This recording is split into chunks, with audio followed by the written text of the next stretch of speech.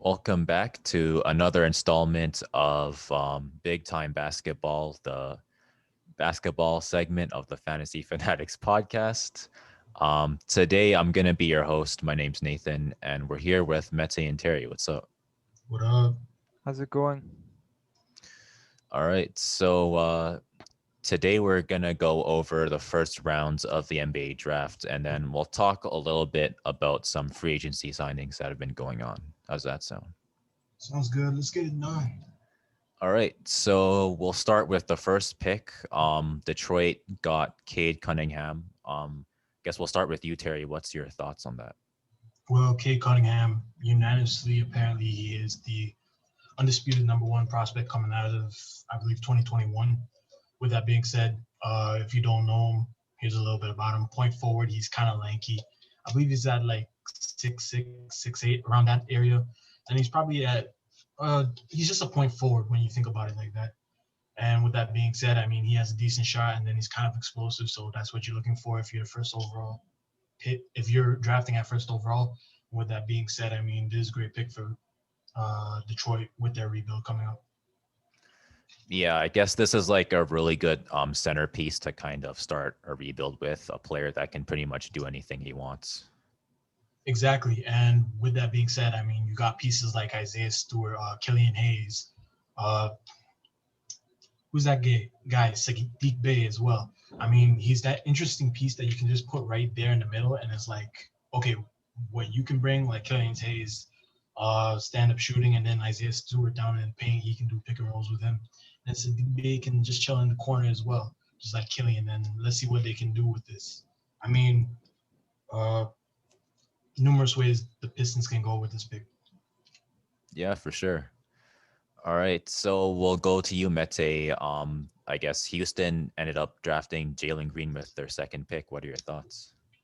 Yeah, so Houston goes with Jalen Green out of the G League, which will be an advantage for Green, I feel like, as he faced better competition than the NCAA. As in the NCAA, there's only college students, and G League has ex-NBA veterans and grown men playing there. And then the only thing concerning me with Green's numbers was his three-point shooting. He only shot 36%, and with the Rockets actually having decent talent with Wall, Wood, Porter Jr., I feel like he's gonna need to be a spot-up shooter there, and so he's gonna need to shoot the three ball efficiently, I think. Yeah, I guess 36% is like kind of average, especially for a guard. So he's probably going to have to increase that a little bit, but Houston's probably just going to give him the green light to shoot regardless. Yeah. And I guess moving on to you, Terry, I guess Cleveland ended up drafting Evan Mobley. What are your thoughts? Yeah, so the only Cavs pick in this NBA draft was at number 3, and they didn't disappoint by drafting Evan Mobley. That being said, I mean, I believe the kid's 7 foot, 215 pounds. He has great finishing abilities near the basket, and with that being said, he has a 7'4" wingspan, and he'll be a great defender and rim protector with that length.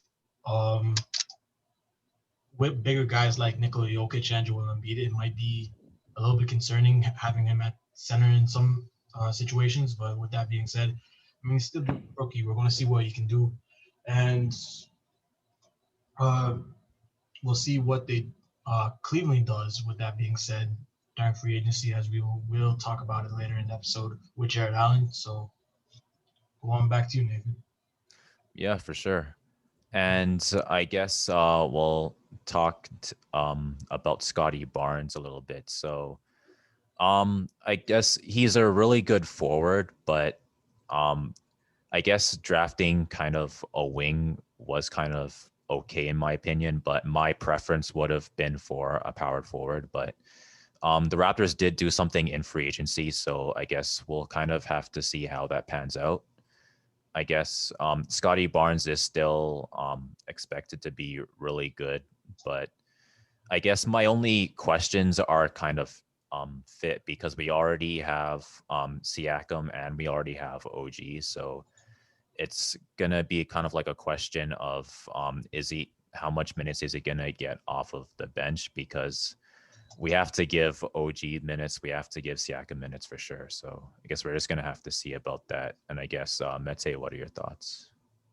Yeah, I mean, this pick seemed like it came out of nowhere, but I'm kind of starting to like the pick now. Barnes' shooting numbers aren't too impressive, but he does a little bit of everything. He averaged 10.3 points per game, 1.5 steals per game, 0.5 blocks per game, 4.1 assists, and 4 point just 4 rebounds a game. And then I feel like the Raptors are adapting to the positionless basketball era. Like Scotty Barnes, he can guard 1 through 5, and we also acquired Achua in a sign and trade that we'll talk about later. And then, like you said, fit wise, it is kind of iffy. But if you think about it, Siakam's going to be out for the majority of the season as he's getting surgery done. So yeah, I think he'll have playing time available, and like I said, he can guard 1 to 5. So I think he'll play for sure.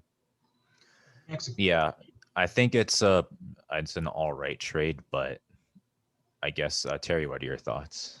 let me ask you guys a quick question. Since both of you are Raptor fans, would you guys have preferred a guard like Jalen Suggs to play alongside like Malachi Flynn or Fred coming off the bench, or would you have preferred like I don't know someone like Scotty Barnes in this situation? Because both of them were considered like top five picks. I guess Mete, you can go first. Uh, it's a good question. I think, yeah, maybe I would have preferred Suggs over Barnes, but I'm not mad at the Barnes pick. But I feel like the Raptors, we need a premier scorer, and maybe Suggs can become that guy in a couple of years. So yeah, I think I would have liked Suggs over Barnes as it doesn't look like Barnes' offensive ability is too good right now. My thinking personally is that like we kind of needed rebounding more. That was kind of like my concern. So drafting a guard wouldn't be, I guess, the best idea to kind of cover that. Scotty Barnes is probably going to be a better pick for a rebounding and just like he can cover like so many things and he's really versatile. So I guess if we had to pick between like Scotty Barnes or like Jalen Suggs, I feel like Scotty Barnes would be the better pick for that. And I guess we can talk about Jalen Suggs now. We'll go to you, Terry, and your thoughts about that. So yeah, Jalen Slugs. Apparently he was a dual. I forgot the word for it, but like he played both two sports when he was in high school, football and basketball, and basically he chose basketball as we can all tell. When he was in Gonzaga, I believe he averaged give or take 14 points, 5 rebounds, 4.5 assists, and then probably like 2 steals. And like he's just a competitive guy. And with this Magic rebuild, I feel like um, nothing's set in stone as of yet. So guys like Markel Fultz and Cole Anthony, they're still going to have to play for their minutes. And with that being said, I mean it's anyone's ball game when it comes to a rebuilding team. With that being said, I feel like you can't have enough players if you get what I mean, especially when you're in that scenario. So I feel like Suggs or Slugs or however you want to pronounce his last name, I feel like it's going to be a great fit with the Magic. With that being said, we'll talk about more of their other pick that was number 7 later, and good luck in Orlando. Yeah, for sure. And we'll move on to Josh Giddey. Mete, what are your thoughts?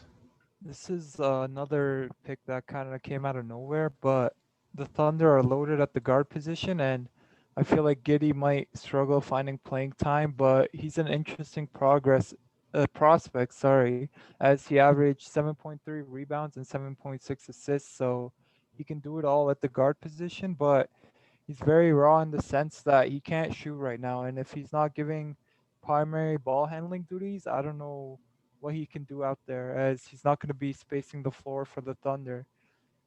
He did play in the NBL in Australia. So, like Green, he has the advantage of playing against pros rather than college students, which is a positive for sure. Yeah, I guess this is kind of gonna be a trend that continues to increase. There's a lot of players that are choosing not to go the traditional route and they decide to either go into the G League or places like the NBL in order to kind of get into the NBA. And we'll move on to Jonathan Kuminga. He was drafted by the Warriors. I guess, Terry, what do you think? Yeah, so I believe he was another guy that came from the Ignite team from the G League. And with that being said, I mean, he has a tremendous frame for his size, 6'8", 210. I believe he has a 6'11" wingspan. I think he averaged probably like 16, 7, and 3 points, rebounds, and assists last year. So he also helped the team go to playoffs last year as well. So um, I don't know how to think of the pick, just due to the fact that this is a contending team, and compared to the other teams before them, they weren't rebuilding. So I mean, he's going to have to vie against guys like Andrew Wiggins and then Otto Porter when we eventually talk about him in free agency. So with that being said, I guess he's just going to learn the ropes from guys like Draymond Green, who are glue guys of the team. Yeah, for sure. And I guess we can move on to Franz Wagner. He was drafted by the Magic. Mete, what are your thoughts on that? Yeah, so the Magic decided to go with Mo Wagner's brother Franz, and I feel like he's going to be similar to Mo in the sense that he's a floor spacing big man. He shot 34% beyond the arc in the NCAA last season playing for Michigan, and I like the fact that Franz played 2 seasons in the NBA, as you don't really see nowadays players playing more than a season in the NCAA, as they're just there for a year and they want to go straight into the league. And then the projected starting power forward for the Magic is James Ennis. So I feel like there's a chance that France can win the starting job in Orlando right away. Yeah, I guess it'll be interesting because he's kind of a big man with a little bit of experience. So hopefully there won't be too much of a, I guess it's kind of an adjustment period because normally rookies, they kind of have it a little bit rough, especially if they're starting. So if Franz Wagner ends up getting the job, I don't think there shouldn't be too many moments where it looks like he's lost, if that makes sense. Yeah. And I guess we can move on to the ninth pick. Davion Mitchell was drafted by the Sacramento Kings. Terry, what do you think? A lot of people online are butchering the Sacramento Kings for this one. I mean, he's a guard. He came out of Baylor, I believe, was a part of that championship team from March Madness. Excuse me. 14 points, I believe, 5 rebounds, 1 assist. Great stats from a guy from Baylor as well. With that being said, I mean, uh, with the Kings saying that they are trying to contend for the playoffs, it's kind of a head scratcher. And when you realize who's ahead of him in the depth charts, Tyrese Halliburton, Buddy Hield, and De'Aaron Fox, it's kind of even more of a head scratcher. And you would assume that they would have went with a bigger guy to help out with the team or a wing player. Um, we don't know if this was supposed to be a sign and trade player or anything, but I feel like this move didn't really work out for them, especially if you're trying to be contending right now. So that's my opinion on it. But I feel like he's going to be a great player. I just feel like the situation's not going to fit for him. Yeah, it's gonna be a little rough. My thinking is there were players that they may have been thinking of, but they were taken, so they decided to go with, I guess, maybe the next available player. But yeah, I'm not really too sure why they picked that. But what are your thoughts, Terry?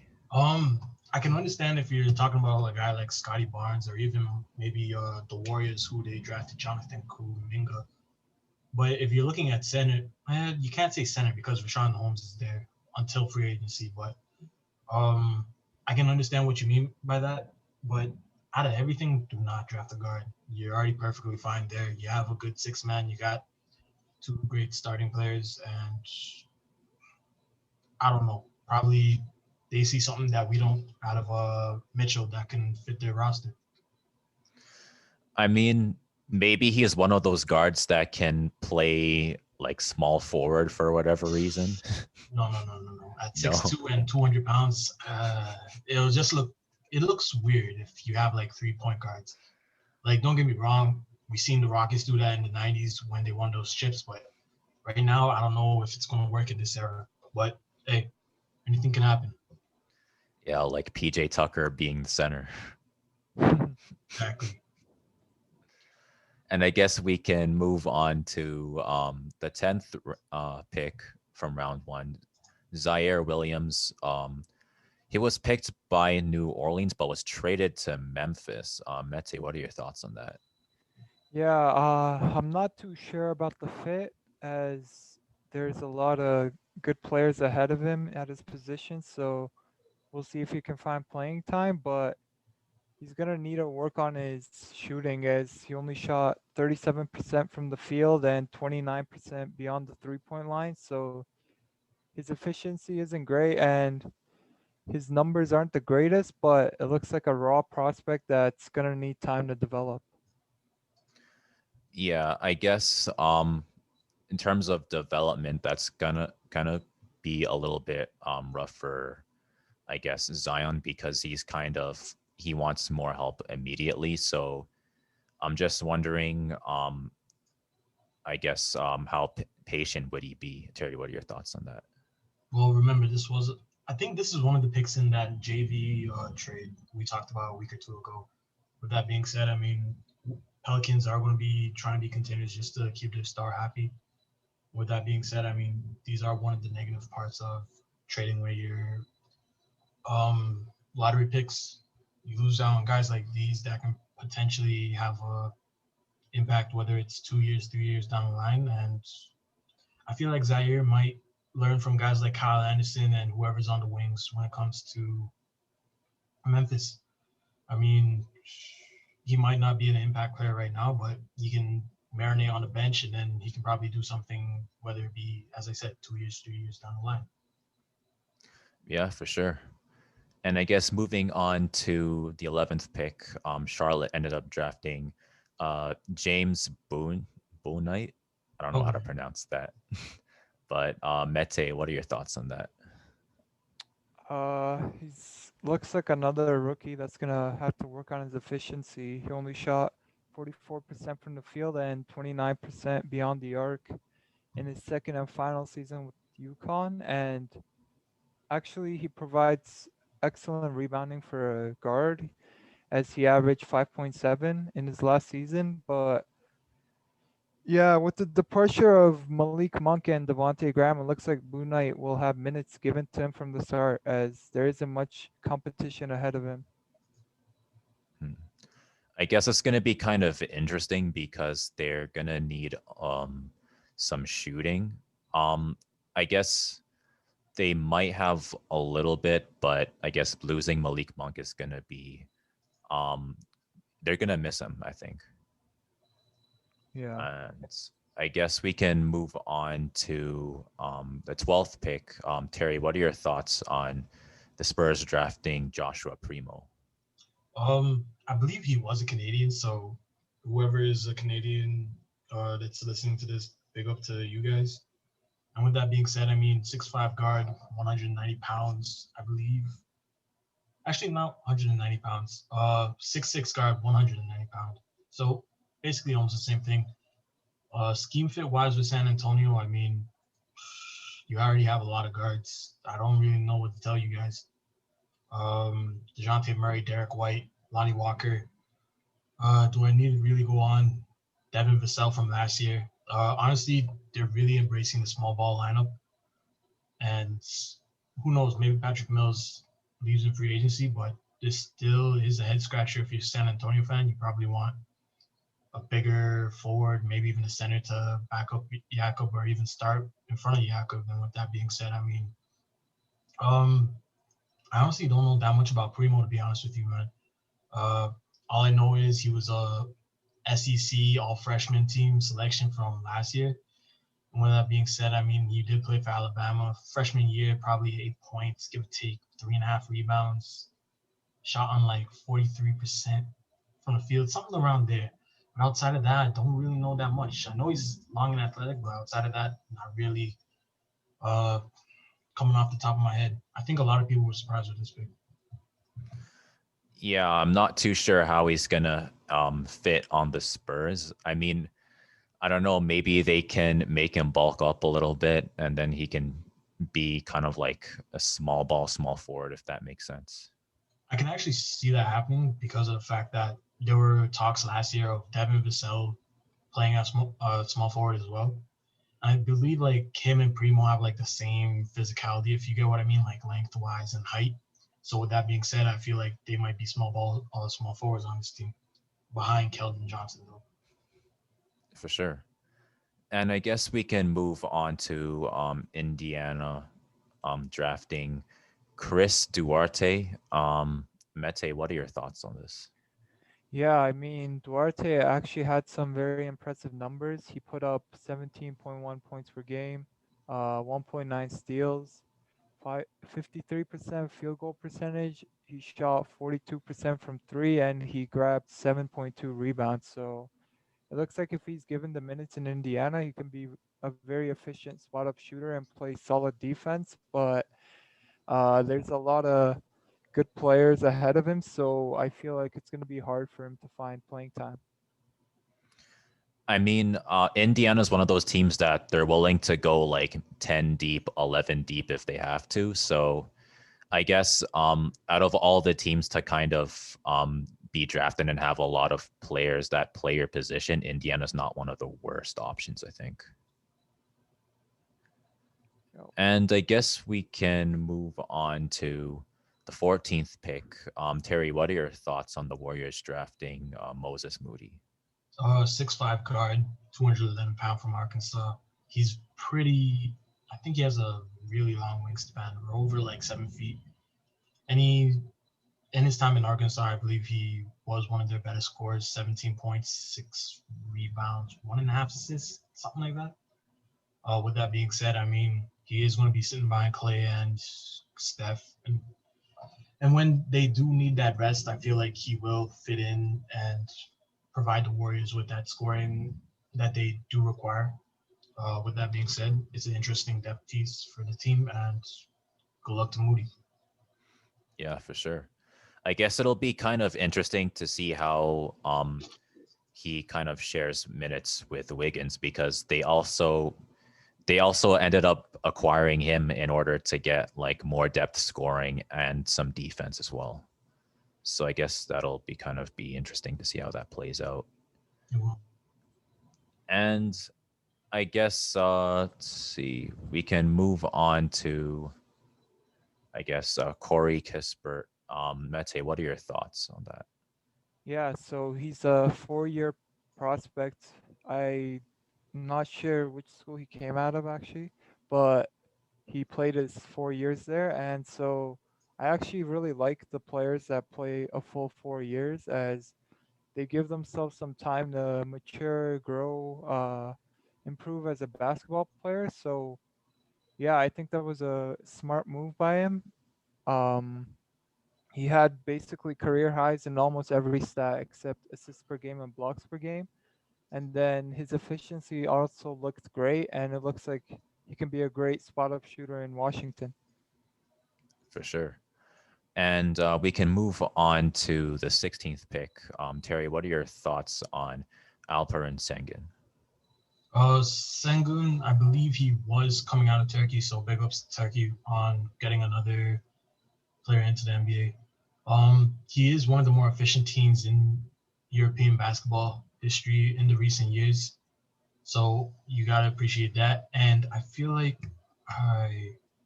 he was traded on draft night. I wasn't sure to who. It's most likely the Rockets, if anyone, because they're trying to stockpile as much, what do you call it, prospects as they can, just to figure out what fits and what doesn't.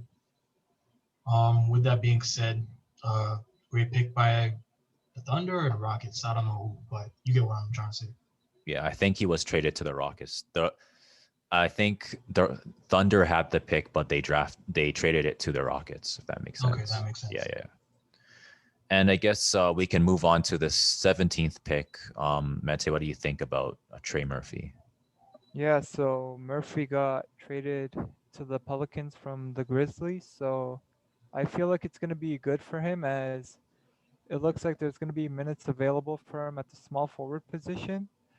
He played 3 years in college, so he allowed himself to grow, get better. So, yeah, and that made him enjoy his most efficient season during his last season with Virginia. So, I think he's gonna have a good season with the sorry, not the Grizzlies, the Pelicans. Yeah, for sure. And I guess let's see. Um, Terry, what do you think of Trey Man? So this is actually the Thunder's pick that I was actually looking at. With that being said, I think he was a sophomore for I can't remember, probably the Gators. And with that being said, in his freshman year, I think he had like 5 points, 1 rebound, and then he basically elevated his game the minute the coach called for his name or his number, whatever you want to say first. With that being said, I think he had what was it again? 16 points, probably 5.5 rebounds, 3 assists, something like that. And that was him being the first option in his second year as a sophomore. With that being said, Thunder, another rebuilding team, just stockpile all the prospects you can and figure out what you want to do with them. They probably have another 30 draft picks in the next 6 years, so we'll figure out what they do with them. Yeah, it's kind of like the instead of like a doomsday prepper, it's like an Exactly. NBA version of that. Exactly. And I guess we can move on to Kai Jones. Mete, what are your thoughts on that? Yeah, so this was originally the Knicks pick, which got traded to the Hornets, and I actually really liked this acquisition, sorry, from the Hornets, as the big men down in Charlotte aren't the greatest. I think he's gonna find playing time, and he might even win the starting job later on in the year. His numbers weren't too great, but I like the fact that he can space the floor as he shot 38% from beyond the arc. Yeah, for sure. And I guess we can move on to Jalen Johnson. Terry, what are your thoughts on him? Yeah, as we go deeper in, oh shoot, as we go deeper into this draft, I mean, you're looking at playoff teams that are just trying to add those pieces that probably can help you out in the whether it be on the 3 point line or someone that can marinate into that role player on the team, whether it be 2, 3 years down the line, as I've been saying.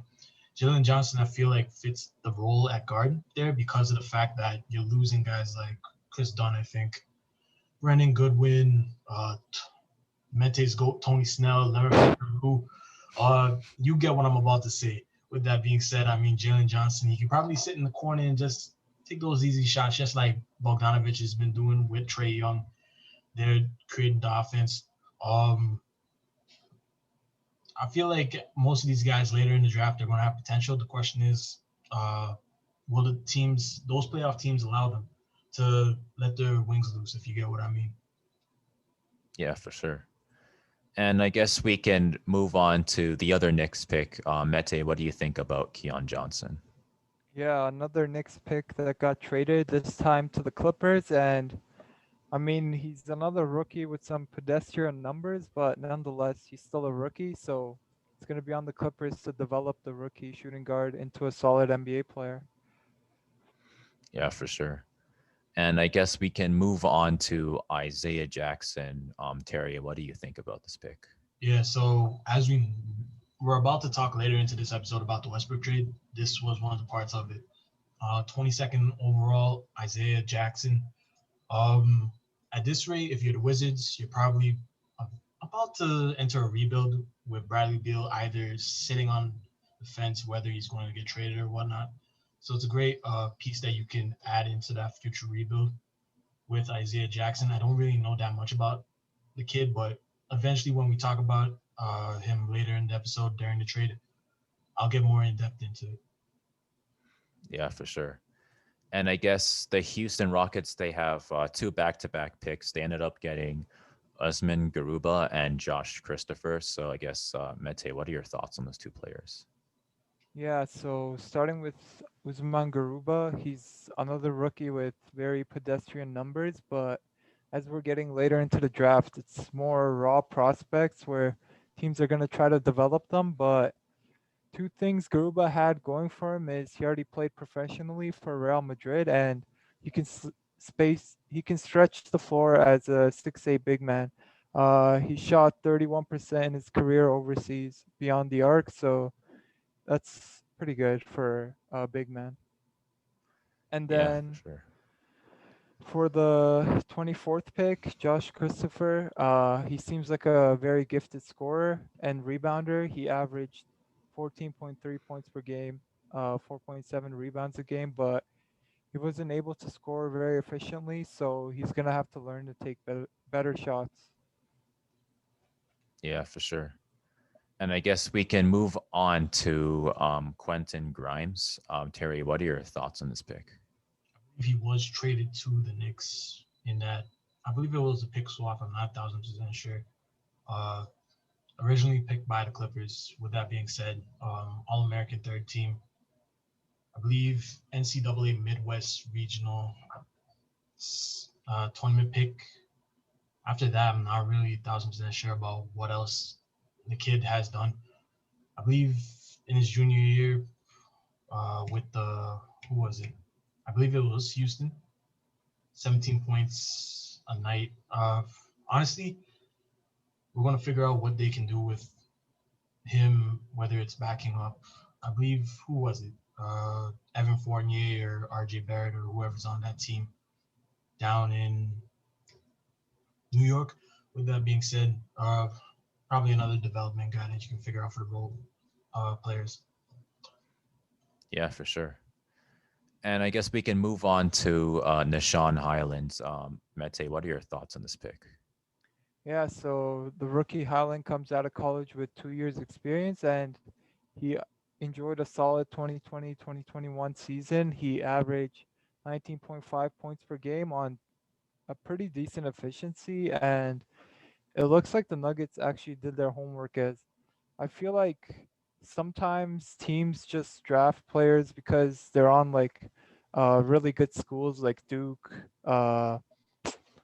I don't know why I can't think of any other teams right now. Kentucky, things like that. You know what I mean? Like they'll usually just look at a big school and draft someone since they went to a good program, but you can still find really good players out of smaller schools as well. Yeah, for sure. And I guess we can move on to Cameron Thomas. Terry, what are your thoughts on this pick by Brooklyn? Yeah, came out of LSU, 6'4", 210. He's a natural scorer. Anytime I saw the rare occasional LSU Tiger game, anytime I flicked it on, I usually saw him scoring a bucket. Uh, Honestly, there's not that much else to say about him that comes to mind at the moment. He has solid length. He's a nice size for a shooting guard, capable all rounded. For sure. I guess he might be one of those late round picks that ends up getting really good, kind of like a Pascal Siakam type of development, I guess. Uh, I guess for any of these teams, you're hoping for one of your players to become that. But but remember, like this is the NBA. There's like a 1% that like becomes that blue blood, you know, elite player, and then there's like that 2% that becomes like those all stars, and then you get the breakdown that I'm about to explain. But hopefully, he does produce into one of the better guards in the future. Yeah, for sure. And I guess we can move on to Jaden Springer. Mete, what are your thoughts on him? Yeah, so the rookie shooting guard didn't have the flashiest numbers, but he did have a solid 12.5 points per game and actually really nice 3-point percentage as he shot 43%. I think he can become a solid 3 and D guard in this league, and having a guy like Danny Green teach him will be beneficiary as well. For sure. And I guess we can move on to Deron Sharp. Terry, what are your thoughts on him? I think in a couple mock drafts that I just took a quick glimpse at before the draft, I think they had him like going around like 1920, something like that. Excuse me. Anyways, he fell almost near the bottom of this draft, and it's kind of surprising with the amount of players that aren't center eligible, or I wouldn't say eligible, but like don't provide that center depth. And I believe a lot of these teams probably need it. With that being said, I mean, he got traded to the Nets. He'll probably learn from guys like DeAndre Jordan if he's still on the team. Whoever else is that big man, because he's pretty young, I believe. I think he was, I'm not sure how old he is, but he's basically going to be one of the younger guys on the team, probably 2001. With that being said, interesting pick for the Nets. For sure. And I guess we can move on to the last pick of the first round. The Jazz ended up getting Santi Aldama. Mete, what are your thoughts on this pick? Yeah, so it was a Jazz pick, but it got traded to the Grizzlies, and honestly, this looks like a steal for them. Uh, Aldama, he averaged some really impressive numbers. He had 21.2 points per game, one steal, 1.7 blocks per game, 10.1 rebounds a game, and he even shot 36% from beyond the three-point line. So, I mean, it looks like this could be the steal of the draft, honestly. He has great numbers. For sure. And I guess it's kind of unfortunate for the Jazz because I guess, they could have used someone like Santi Aldama, but it'll be good for Memphis for sure. And that about wraps it up for the first round of the draft. So we're going to move on to free agency now.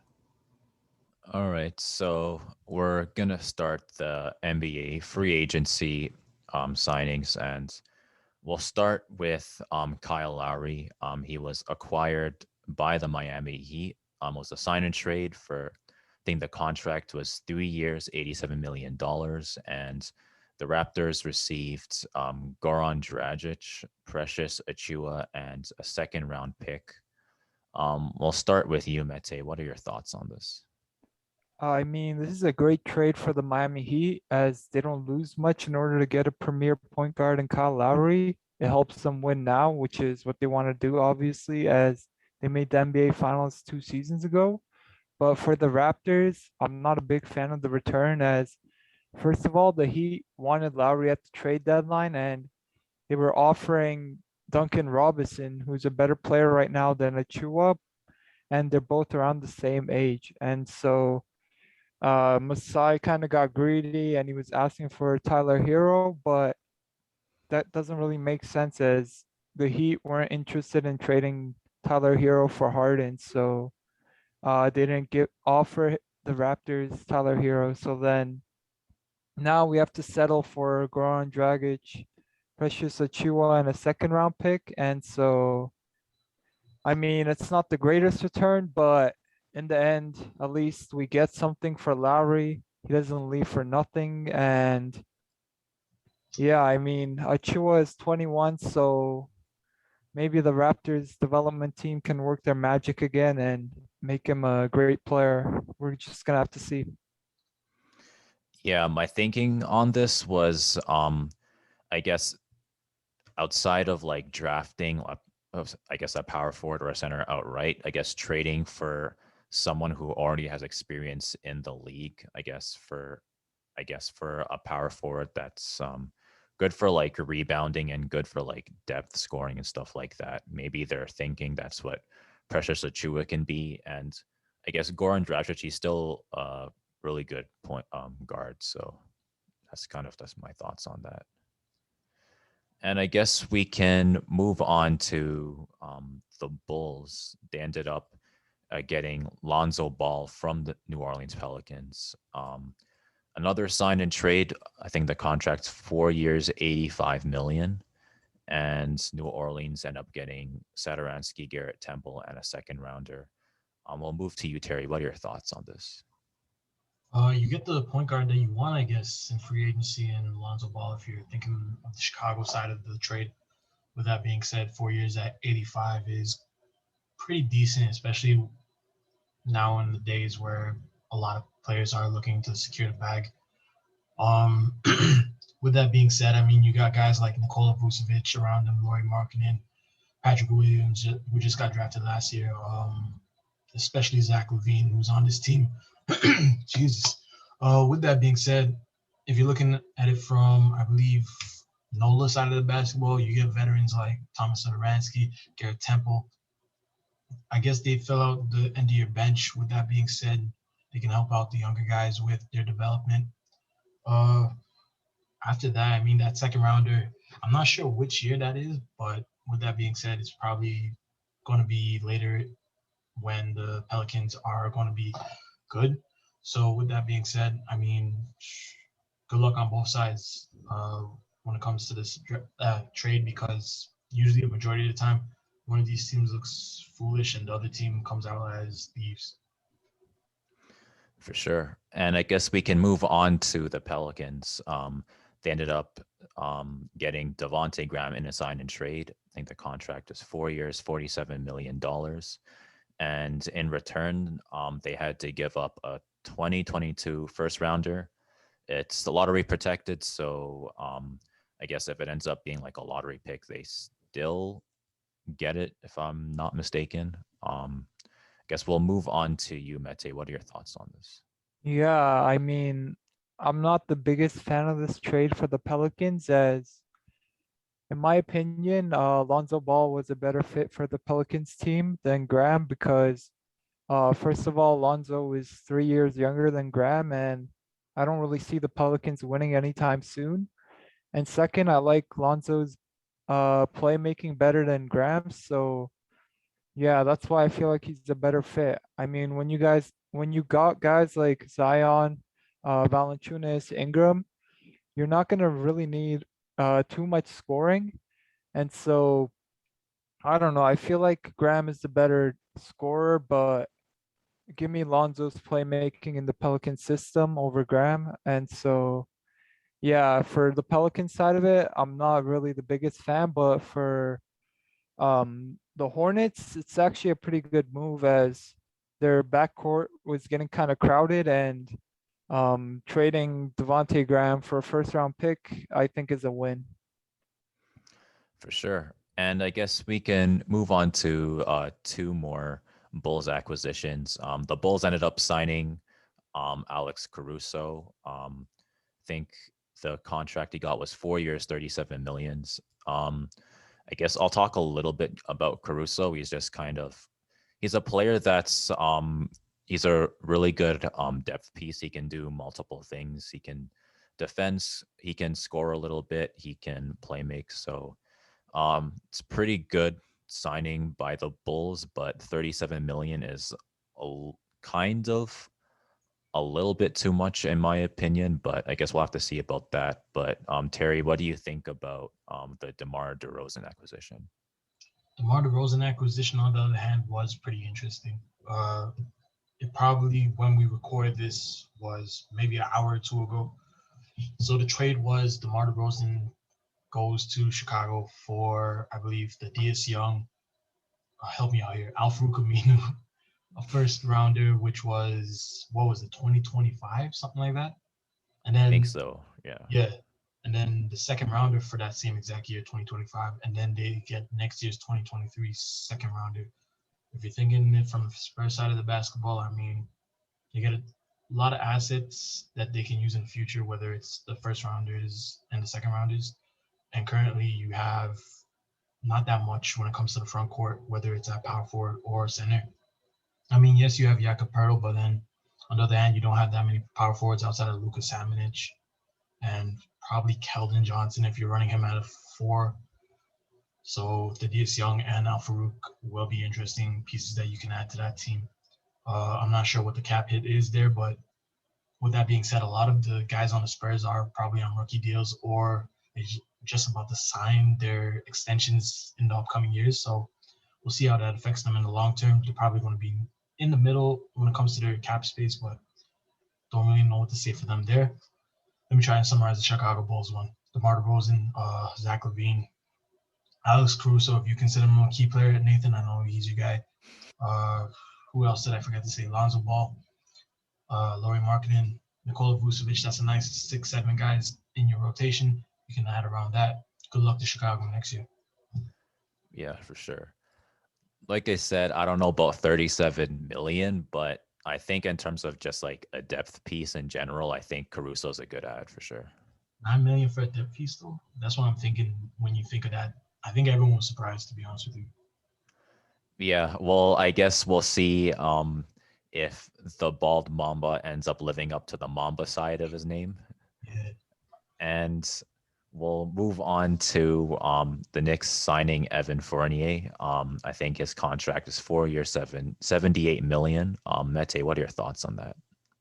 Yeah, so it's kind of similar to Caruso in the fact that I do like this signing for the Knicks as well, but not at the price that they got him for. So I did the math and it checks out to $19.5 million a year, which I think is too much to pay for a guy coming off a 17 point per game season. And he only averaged 13 points per game with the Celtics. And the Knicks probably won't be different, as they're not going to be like a Orlando case where they didn't have much scoring options. They've got guys like Julius Randle, RJ Barrett, Derrick Rose, Emmanuel Quickly. Like they have talent, so he's not gonna get too many shots, I feel like. And outside of scoring, he doesn't really do much. So I don't know. It's a decent signing, but I feel like this is an overpay. Yeah, for sure. And Terry, do you have anything to add?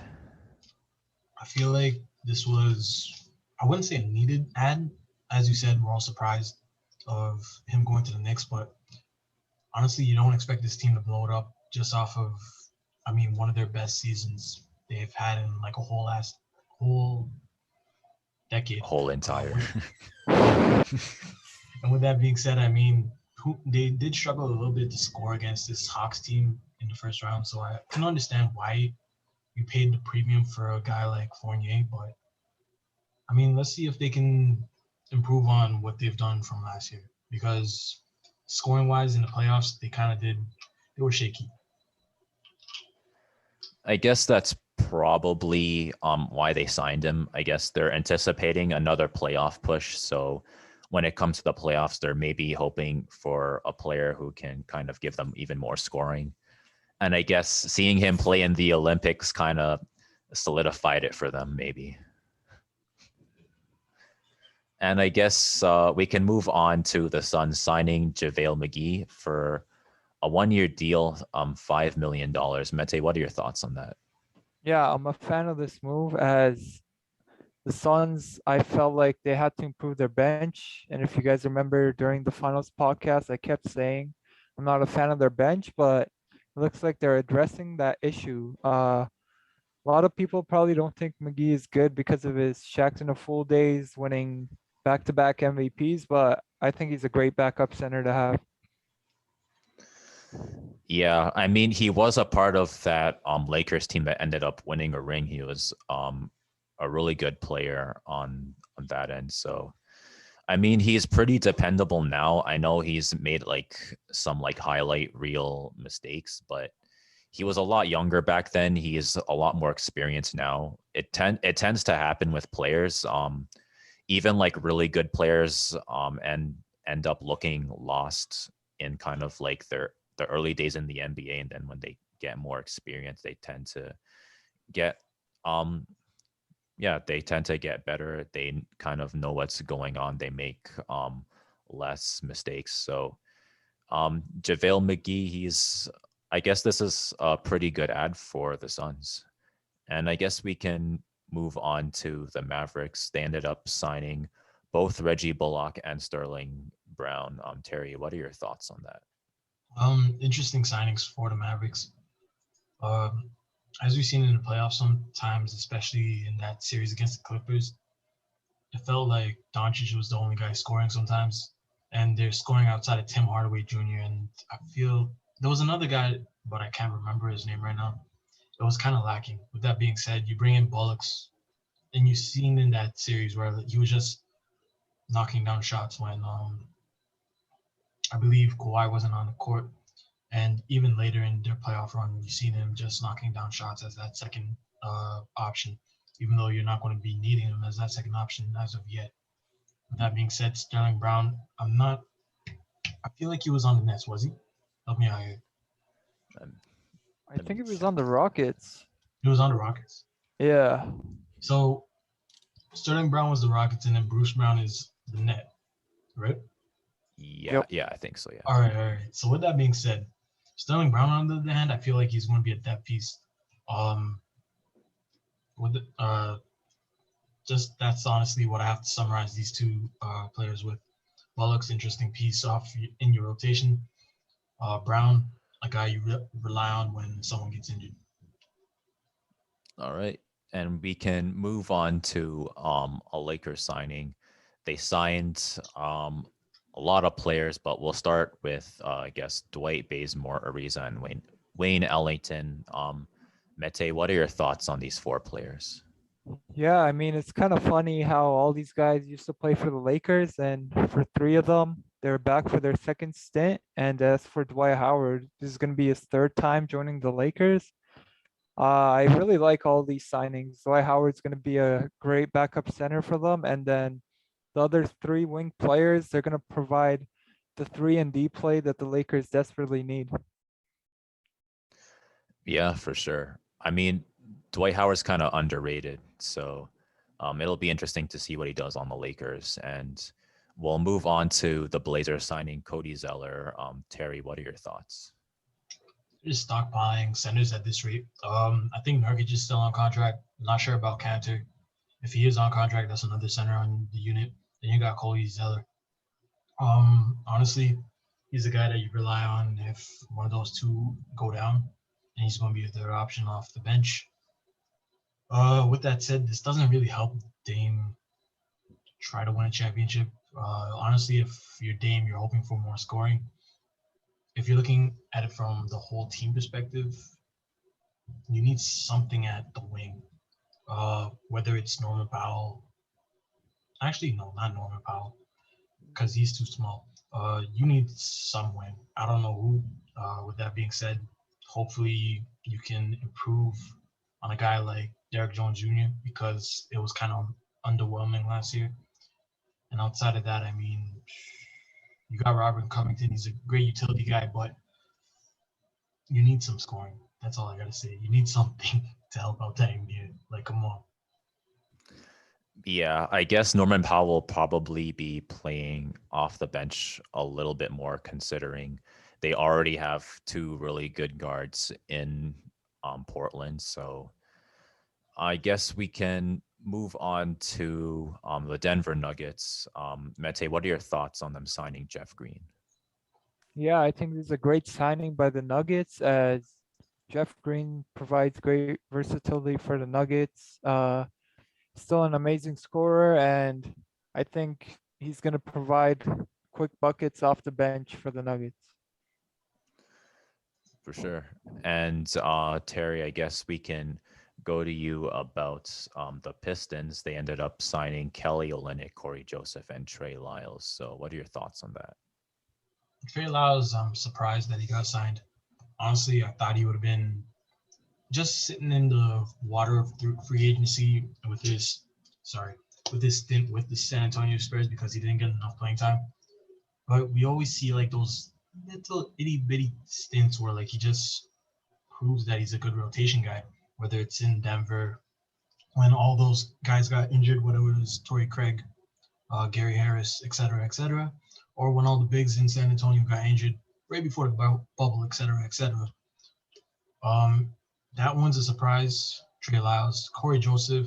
A lot of people assume just because he got waived, he would have left. Outside of that, you also have Kelly Olynyk. I feel like that stint where Houston, where they were just tanking, just helped them get that contract. Um, it might help short term, just assisting those younger guys. But outside of that, I feel like he'll just be a rotation guy. Yeah, I'm kind of wondering why Houston didn't try to go for Kelly Olynyk, but I guess the tanking part kind of explains that. But what are your thoughts?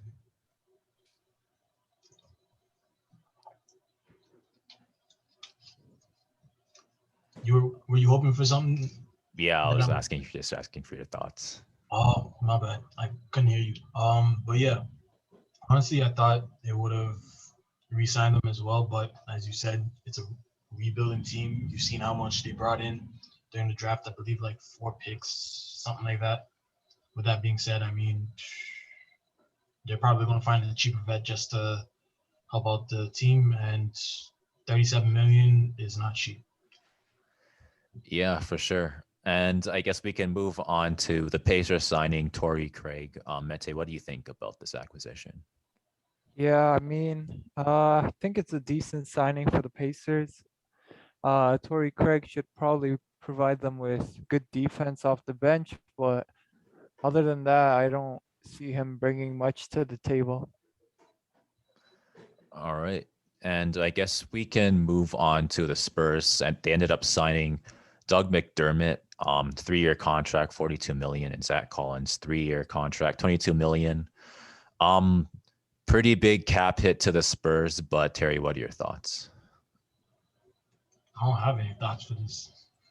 All these surprised me. I don't even have anything to say. Uh, Zach Collins, hopefully Pop can get something out of him. Honestly, who else did we sign? Doug McDermott. Interesting guy you can put on the 3-point line and shoot. Um, Honestly, I don't know. These are just depth signings just to make sure that you don't run into the problem of having Keldon Johnson at the center position. With that being said, I think that's all I got to say. Depth piece signings that were way too expensive. I'm not too sure about Zach Collins, but I guess Doug McDermott, it looks like kind of an attempt to kind of replace DeMar DeRozan's scoring a little bit. McDermott was a pretty consistent scorer in Indiana. It's pretty much like you would put him in the rotation and he would get like 20 points for you, and he can play a little bit of defense. He can shoot outside the arc. So it's a pretty good ad. If it wasn't $42 million, I'm not too sure why they went with the $42 million. Might not necessarily be good for their cap space in the future, but I guess we'll just have to see. And Terry, what are your thoughts? Quick thought. Just due to the fact that some of these guys are younger and they're on rookie contracts, they need to reach that cap minimum. So I feel like this is the reason why. And with that being said, you're right. It might affect them in the long term when you got to sign guys like Keldon Johnson, Derek White, et cetera, et cetera. Yeah, for sure. And I guess speaking of another head scratcher, the Rockets let go of Kelly Olynyk, and then they ended up signing Daniel Tice for 4 years, $36 million. Mete, what are your thoughts on this? Honestly, I kind of like this signing. It's not flashy, but I feel like Tice is very valuable, and to get him at 9 million per year is not too bad. I mean, he can shoot the three, and he's a great defender at the center position. So, yeah, I'm actually kind of a fan of this signing. Terry, do you have anything to say about this? I feel like I'm trying not to bash him because he is a great stretch forward or a stretch big. But you said 9 million, and I mean, it feels like it's way too much. With that being said, no comment after that. My No only comment. thinking is like, I mean, if you're willing to sign Daniel Tice, why didn't you go after Kelly Olynyk, who can provide like at least the same amount of value that Daniel Tice can? So it's kind of like wasted time, if that makes sense. Like I mean, like Daniel Tice is staying for 1 more year, but like the difference in contract is only like $1 million. So like either way, it's like, are you tanking or not? That's just kind of like what I'm thinking, if that makes sense. I get what you mean. Outside of that, I mean, you are right. And they might be honestly playing small ball center with uh, that. Yeah, my goodness. I don't even know. It just got me so rambled up and confused that I don't even know what to say. I don't even know if I can justify this signing, honestly. Uh, Probably the same thing as the Spurs. a lot of guys are on rookie deals, and just got to be a cap filler. Yeah, for sure. I mean, the GMs, they've been around the block, so maybe they see something that we don't. And I guess we'll move on to the Golden State Warriors signing Otto Porter. Veterans minimum for 1 year. Mete, what are your thoughts? I think this is an absolute steal for the Warriors. Great pickup. I mean, he's going to provide the Warriors with 3 and D play, and I think he's going to fit very well with the Warriors. Getting him on a veterans minimum, I think, is a steal. Like I said, this is a great signing by the Warriors. For sure. And I guess, Terry, we can go to you with the Sixers signing Andre Drummond to a 1 year deal. What are your thoughts on that? He would have signed for a little bit longer, but I guess with that stint with LA, it doesn't justify anyone on signing him long term as of yet. With that being said, he's backing up Joel Embiid, so if they do have injury concerns, or if he does run into injury concerns, you get a guy like Drummond. He doesn't have the skill set of Joel Embiid, whether it's outside on the 3-point line, which is a very massive differential, or down in the paint, where it's a very massive differential. Honestly, it's just a signing to make sure that it's basically a backup signing just in case he gets injured for the whole season. And I respect that signing. Unfortunately, Drummond might be that journeyman center now at this rate. Yeah, it's kind of unfortunate for Drummond, in the sense that like it's good that he's getting to play somewhere, but I'm not sure if the Sixers would be kind of the best spot for him because Joel's probably going to be playing like 30 to 40 minutes a game. So like what opportunity is Drummond going to have to kind of show his potential, if that makes sense? Exactly. And I guess we can move on to the Lakers signing Carmelo Anthony to a 1 year deal. Mete, what are your thoughts on that? Yeah, I mean, I'm a big fan of the pickup as Lakers are now loaded with talent, and I think they should be the favorites to win the NBA title. I'm also a big Carmelo fan, so I really hope the Lakers can win, and so Carmelo can get his ring that he deserves. But I mean, outside of that, they probably got him for pretty cheap, so I think it's a team-friendly deal. I think it was for 1 year, so yeah, he's got this one season to try to win a ring, and let's hope they get it done. Well, I guess speaking of favorites, the Lakers also ended up getting Westbrook and they got Malik Monk and Kendrick Nunn. So, Terry, what are your thoughts on that? Okay, let's start with the Kendrick Nunn and the Malik Monk. My goodness, Malik Monk signings. Since they're free agency ads, honestly, everyone was complaining about the trade they've done before the NBA draft. So with that being said, these are guys just to fill up the roster with shooters, just to help out with spacing, because everyone's been basically butchering LA with their spacing after the trade. And we will eventually talk about the trade in about a minute. Uh, Team-friendly deals, Nunn and Monk both, probably under 10 million per 2 years, something like that. With that being said, nothing else to say. For sure. And I guess what are you guys' thoughts on them acquiring Westbrook? Mente, you shoot first. All right. Okay, so I actually like the trade for both teams. I feel like it's a win-win for both sides. It helps the Lakers contend as they're trying to send off LeBron James with one last ring before he calls it quits. And for the Wizards, they get a pretty good package back. KCP is a nice 3 and D player. Kuzma, I feel like he still hasn't lived up to his potential. And then Montrezl Harrell, he's a great energy guy. I feel like he's going to come off the bench for them, but still a great pickup. And then they also got the 22nd pick, like we were talking about which was Isaiah Jackson, which they traded for Aaron Holiday, and I'm a fan of Aaron Holiday as well. So yeah, it's a great job by the Wizards and Lakers, I think. And Terry, what are your thoughts? So let me view it from the Wizard side first. As you guys said, KCP, tremendous fake out artist, especially when he's about to shoot a three. He'll pump fake you.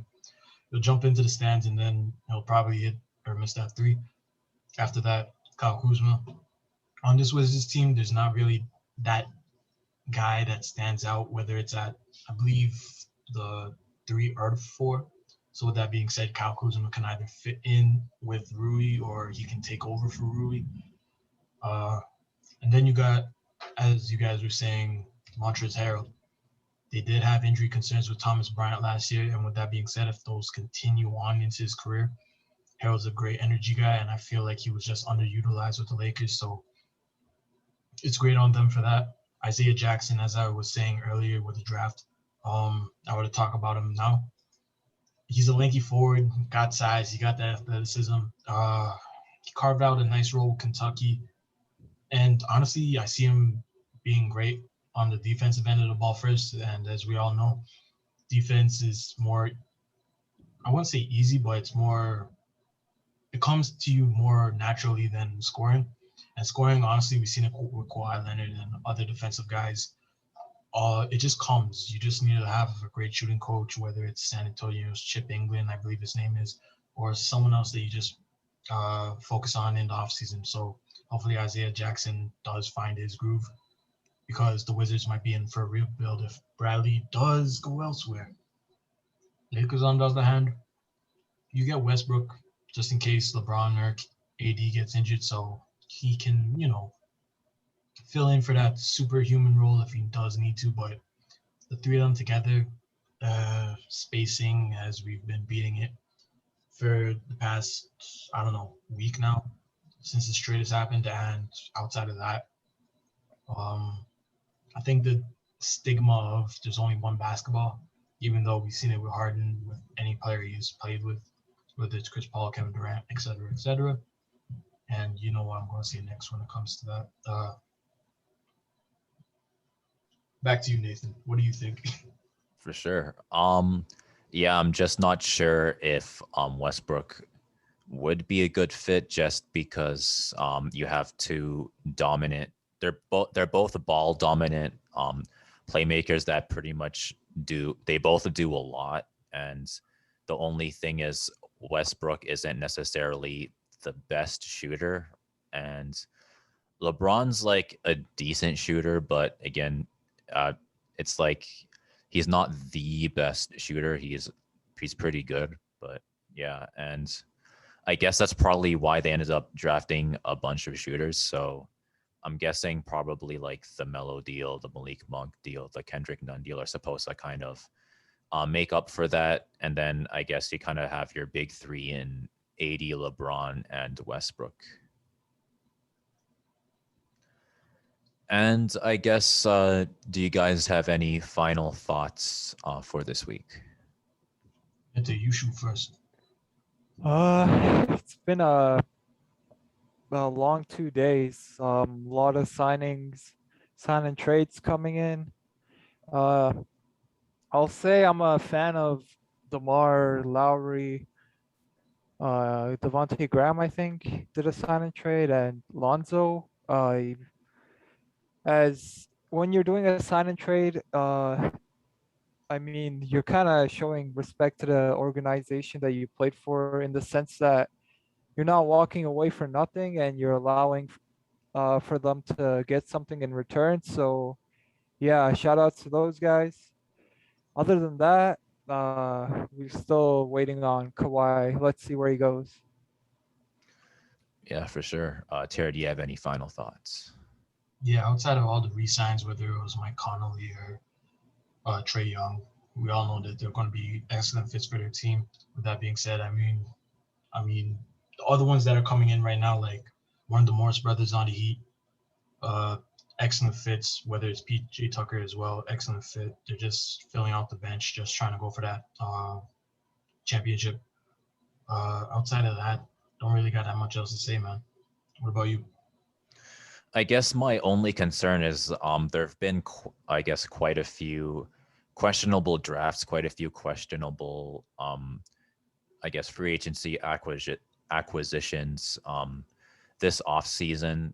So my thinking is there's going to be quite a few teams that are kind of stuck in playoff no man's land where it's like they hit a wall, they can't really go any further, so they're going to end up having to blow up the team again and having to rebuild, which is never a fun thing for both the front office and the fans and even the players.